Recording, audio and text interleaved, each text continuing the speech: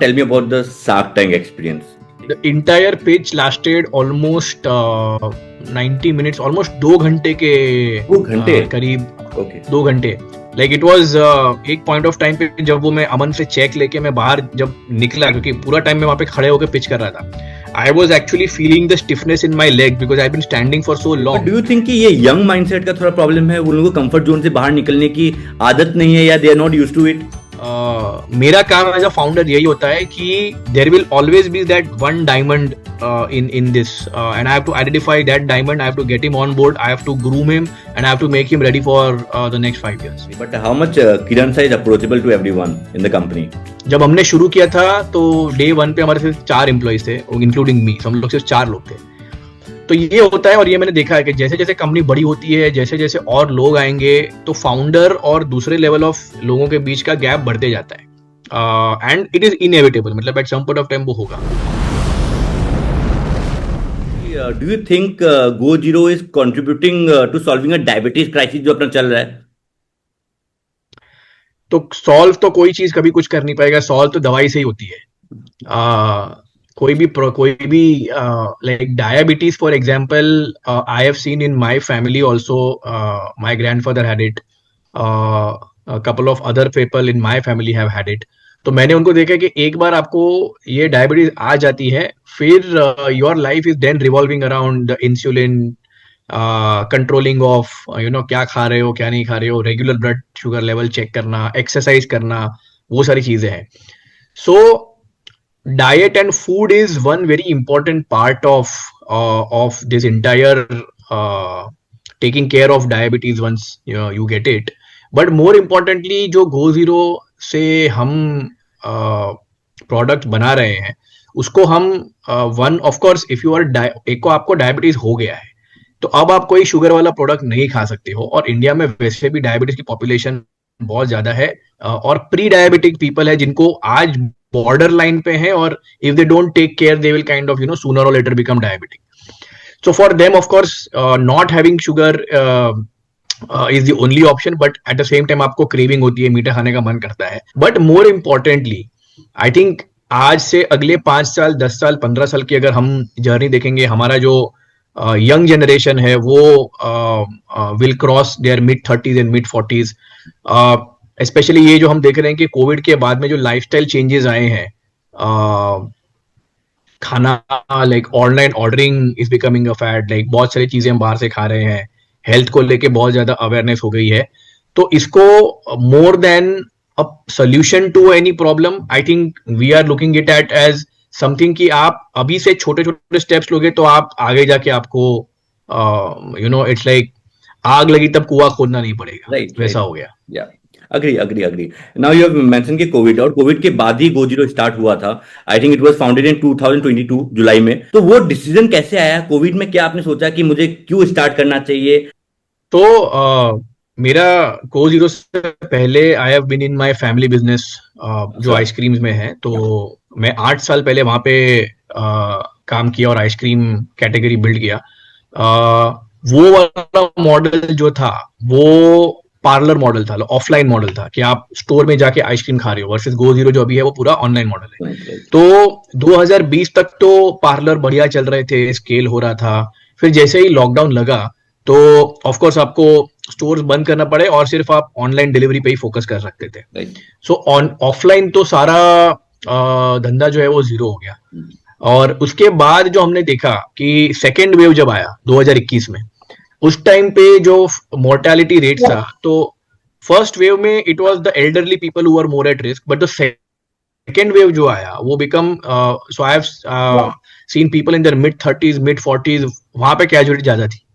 सो हमने ये देखा हमारे फैमिली बिजनेस में कि उस टाइम पे हमारे पास शुगर फ्री ऑप्शंस में 3 या 4 फ्लेवर हुआ करते थे. तो लोग वहां उस तरफ जाना शुरू कर दिए और शुगर फ्री ऑप्शंस का जो कंट्रीब्यूशन टू हमारा ओवरऑल सेल्स था वो बढ़ने लगा. और 2019 और 18 में ऑलरेडी इस टाइप के 3-4 ब्रांड्स मार्केट में आ गए थे, बट उनको मोमेंटम मिला post Covid when people started becoming more health conscious.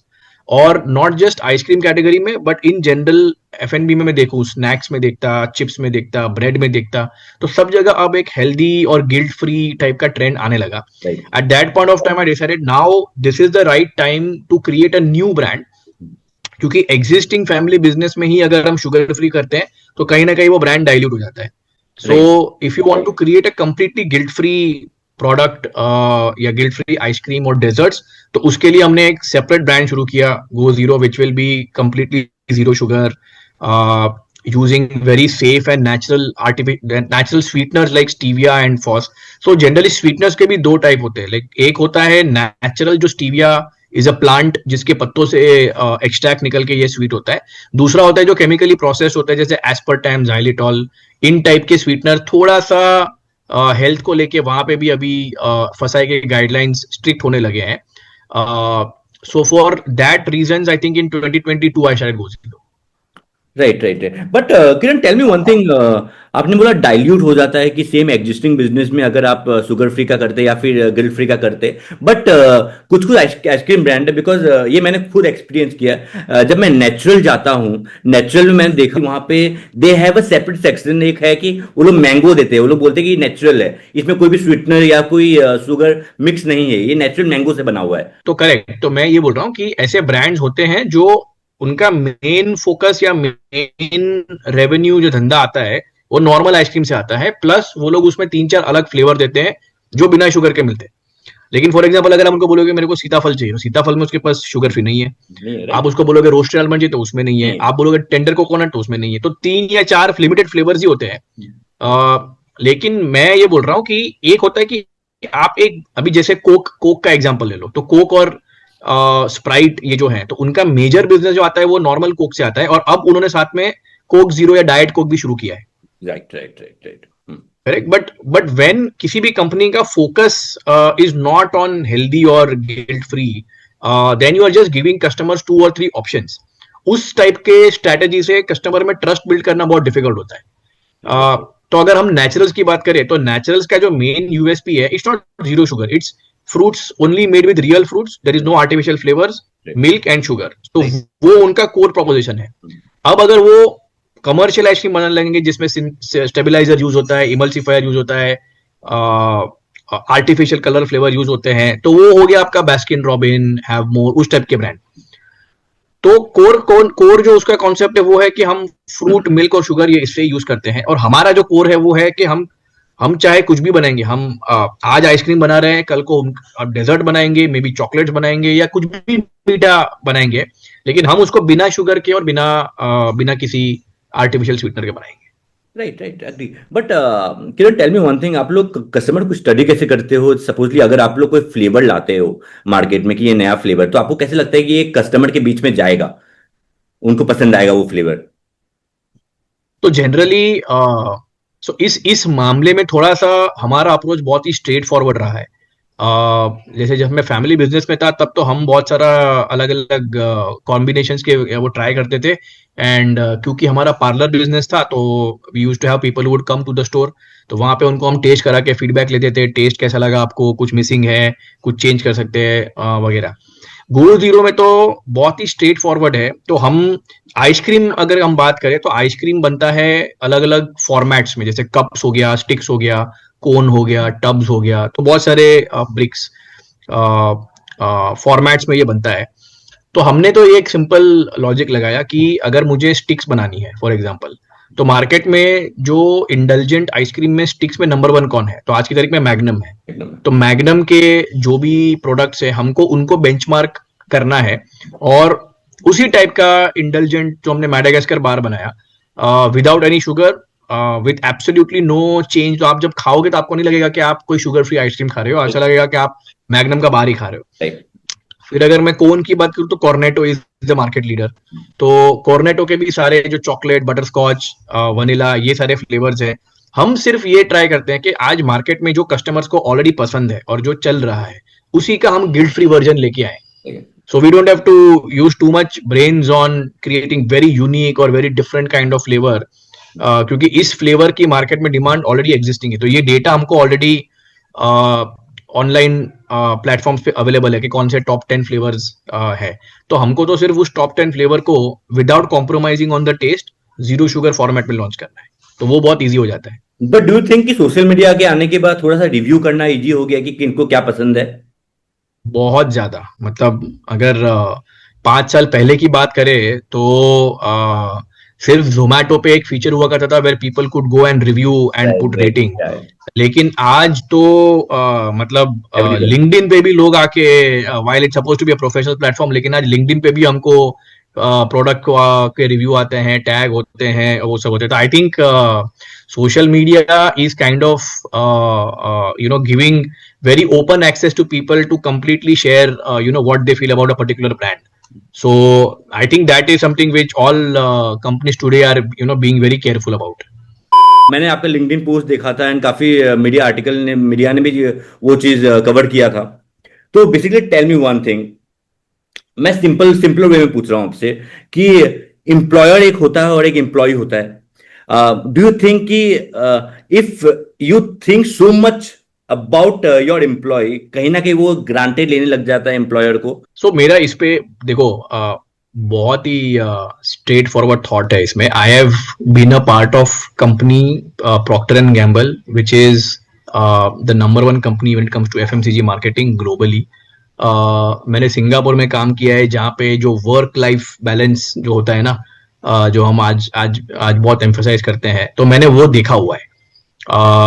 मैंने वहां पे 4 साल काम किया है। Even before work from home was a concept in India, it was very popular in Singapore and western countries, specially in the large MNCs. हम बात कर रहे हैं 2011, 12, 13, 14 की। आज हम on the cusp of a very very exciting era है, जहां पे India is one of the economies which is kind of going to overshadow all the traditional big economies like US, China. In fact, अभी recently एक article आया that we have overtaken Japan and become the 4th largest economy in terms of GDP. Correct? We have the advantage of the younger workforce. आप China का workforce का average age देखोगे, Japan के workforce का average देखोगे, we are having a young workforce. We are in terms of resources, like we are having. If we do not make the most of it today, and we are not kind of ready to go out of the comfort zone क्या होता है? आप 10 बजे office में आए, 7 बजे निकल गए, आपने मंडे टू फ्राइडे काम किया, आपने वीकेंड में काम नहीं किया, और आप कर रहे हो, which is okay when a company is established to a very certain a large level in terms of either revenue or in terms of scale. Startups की कहानी थोड़ी सी अलग होती है। और अगर स्टार्टअप्स की मैं बात करूं तो आज Zomato is listed in the Bombay stock exchange, मतलब सेंसेक्स 30 का पार्ट है वो, correct? It's like if you are part of the Sensex, it means like you are really big. लेकिन वहां पे भी माइंडसेट जो आज भी उस कंपनी का है ना, जो डीएनए है, वो आज भी है कि आज भी हम स्टार्टअप है, आज भी कुछ भी गलत हो सकता है और यहां से जीरो होने को टाइम नहीं लगेगा, which means you have to always be on your toes. I think when you adopt this kind of mindset, and you are kind of very and you kind of then build your team around it, के देखो founder तो करेगा क्योंकि उसकी company है, लेकिन वो अकेला नहीं कर सकता है, उसको पूरी टीम को साथ लेके उनको एकजुट करना है उस विजन के लिए। कि आज जैसे हम अगर आइसक्रीम इंडस्ट्री में आए हैं, हमको तो सिर्फ 3 साल हुए हैं, बड़े बड़े कंपनी है, अमूल है, क्वालिटी वॉल्स है, मैग्नम है, यूनिलीवर है, they have been around for decades, they have already distribution, they have all the brand popularity, this that. Now we cannot take 50 years to reach that level. We have to do it in 5 years or 10 years, correct? Now every once in a while you have to kind of do the same level of growth in a shorter period of time. तो आज आपके पास quick commerce है, आज आपके पास AI है, आज आपके पास ऐसे ऐसे रिटेल चैनल है जो आज से 5-10 साल पहले एग्जिस्ट नहीं हुआ करते थे, राइट? तो अगर आज हम दम लगा के इस चैनल को क्रैक नहीं करेंगे तो कोई भी और आके जिसके पास बहुत पैसा है, मार्केटिंग बजट्स है, ये है, वो है, वो सब कर लेगा। तो आई थिंक ये एक डबल एज स्वॉर्ड है, इन टर्म्स ऑफ, क्योंकि of course as I said, founder को तो ये चाहिए कि उसकी कंपनी नंबर 1 हो, लेकिन आपको अपने टीम में ऐसे लोग चाहिए जिनको, of course then there are multiple ways, right? Other than salary you can give ESOPs, you can give like other incentives, वो सब है। eventually काम देखो, eventually तुम काम पैसे के लिए ही कर रहे हैं, तो वो तो वेल्थ क्रिएशन तो होना बहुत जरूरी है। हम्म। लेकिन वो वेल्थ क्रिएशन करने के लिए हमको थोड़ा सा कंफर्ट जोन से बाहर निकल के एक्स्ट्रा देना पड़ेगा, which I feel a lot of people are not used to. But then those kind of people, there should be other options where they can kind of join. So it's not that everybody has to join a startup, वो भी नहीं है. लेकिन अगर आप startup join करते हो तो आपको एक सर्टन वे ऑफ वर्किंग में आपने आपको अडॉप्ट करना पड़ेगा, and you will always get the benefit after 3 to 5 years. But do तो you short think, term gratification नहीं मिलता है इसमें. Yeah agree agree, but do you think कि ये यंग माइंडसेट का थोड़ा प्रॉब्लम है, उन लोगों को कंफर्ट जोन से बाहर निकलने की आदत नहीं है, या they are not used to it? तो आज जो पर्सन मेरा पूरा क्विक कॉमर्स चैनल लीड कर रहा है, and we are almost 100 crore ARR now, he is 24 years old. And the person who is the head of my production, he is around 35 years old. तो मेरे company में examples ये भी हैं कि एक 24, so 24 is basically Gen Z, right? So Gen Z है, and 35 years old millennial है. Millennials, yeah. So I have a Gen Z who is like heading my entire sales quick commerce पे, and I have a millennial who is looking after my entire production. So I think of course there will always be exceptions कि regardless of age, regardless of Gen Z है कि अब तो Gen Alpha भी आएगा, पता नहीं क्या होगा. मेरा काम एज अ फाउंडर यही होता है कि there will always be that one diamond in this, and I have to identify that diamond. I have to get him on board. I have to groom him, and I have to make him ready for the next 5 years. Right, right. Agree. But how much Kiran Sai is approachable to everyone in the company? Everybody, like, so ये दूसरा problem होता है, which is why I always believe in keeping my team very very lean. तो आप LinkedIn की बात करें तो मैंने लिंक्डइन पे एक पोस्ट भी लिखा था कि we are at 100 crore threshold with just 35 team members. जो बाकी में अगर मेरे पीयर्स की बात करूं तो 60-70 की टीम है उनकी. जब हमने शुरू किया था तो डे 1 पे हमारे सिर्फ 4 एम्प्लॉइज थे, इंक्लूडिंग मी. हम लोग सिर्फ 4 लोग थे. तो ये होता है, और ये मैंने देखा है कि जैसे जैसे कंपनी बड़ी होती है, जैसे जैसे और लोग आएंगे, तो फाउंडर और दूसरे लेवल ऑफ लोगों के बीच का गैप बढ़ते जाता है, एंड इट इज इनएविटेबल. मतलब at some point of time वो होगा. मेरा एंडेवर ये है कि I want to get the people who are go getters, hustlers, जिनको कुछ प्रूव करने की, they want something to prove.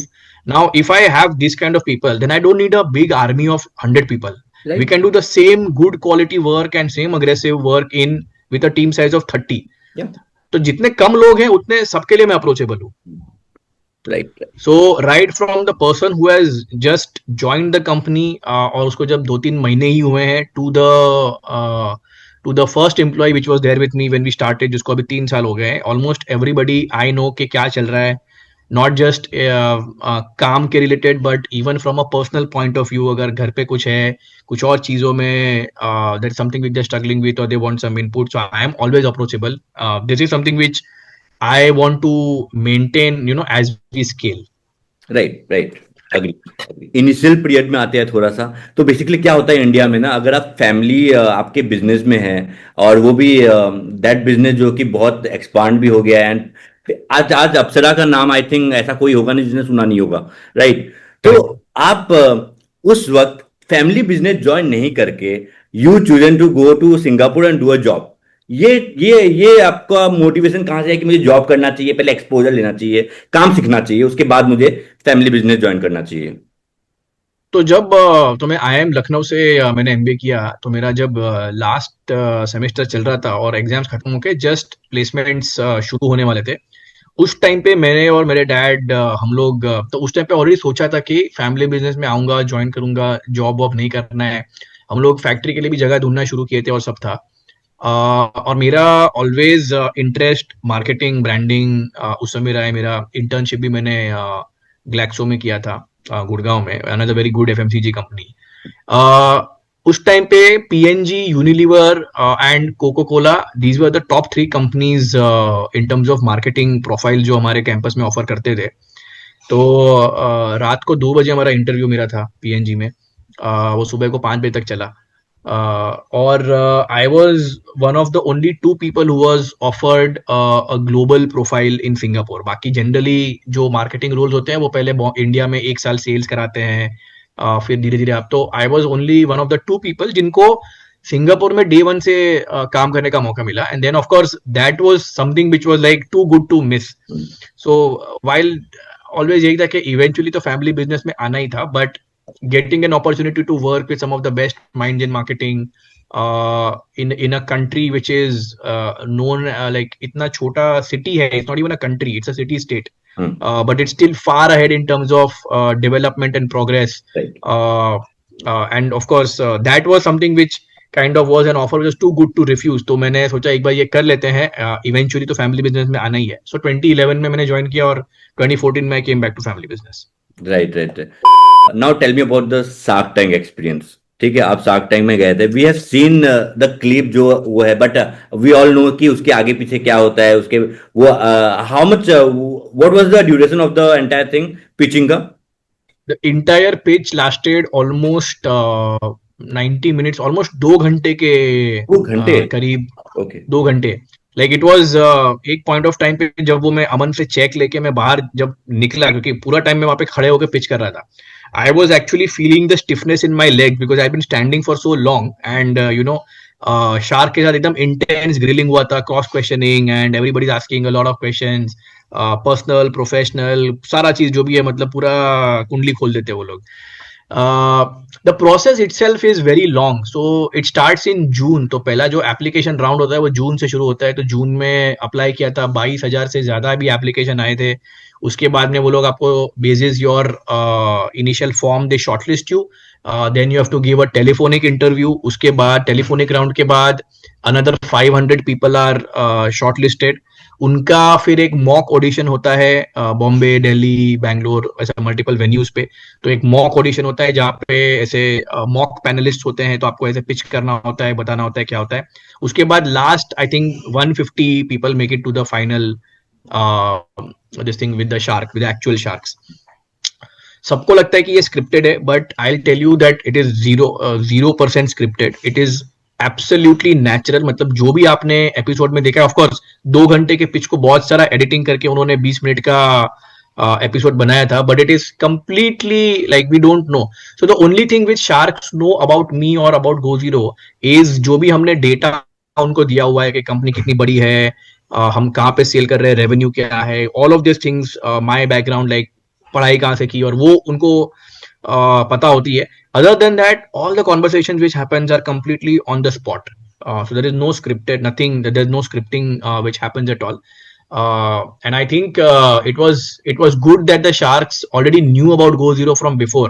Right. In fact, even they knew about the family business Apsara Ice Cream also for before. Yeah. So for me, it was जब मैं वो इनके reaction देखा तो मुझे अंदर से it was a feel good moment that on national TV I am being told by 5 really good founders who have built legacy brands that they already know about the product from before. Right. But tell me one thing, GoZero, चल everyone knows about it, तो they are very open to कि चलो GoZero में invest करना है and all. But tell me about something कि अगर जिनके ब्रांड के बारे में पता नहीं है but they wanted to invest, तो उनके बैकग्राउंड के पे रिसर्च कैसे करते हैं वो लोग before handling over the check? So Shark Tank is basically a very very early stage. तो वो लोग तीन मेन चीजें देखते हैं. सबसे पहले कि ये फाउंडर का बैकग्राउंड क्या है, मतलब why should we, because most of the companies when they pitch on Shark Tank, very few companies are let's say doing good business of महीने का 2-3 करोड़ का रेवेन्यू होता है. Most of them are very very very early stage.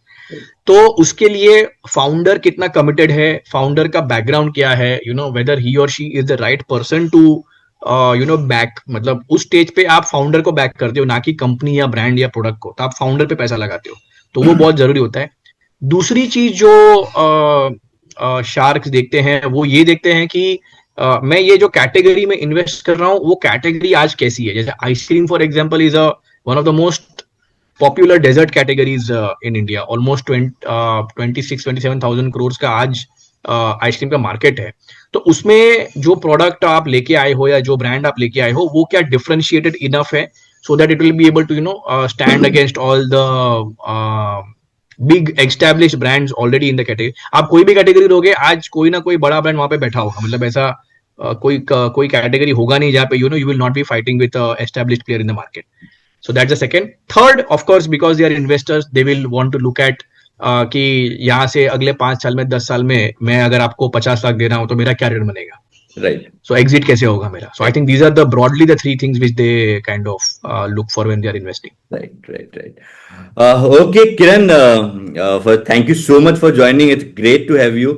And last end note पे आप जो entrepreneur जो startup में जाना चाहते हैं, जो स्टार्टअप स्टार्ट करना चाहते हैं, उनको क्या एडवाइस दोगे?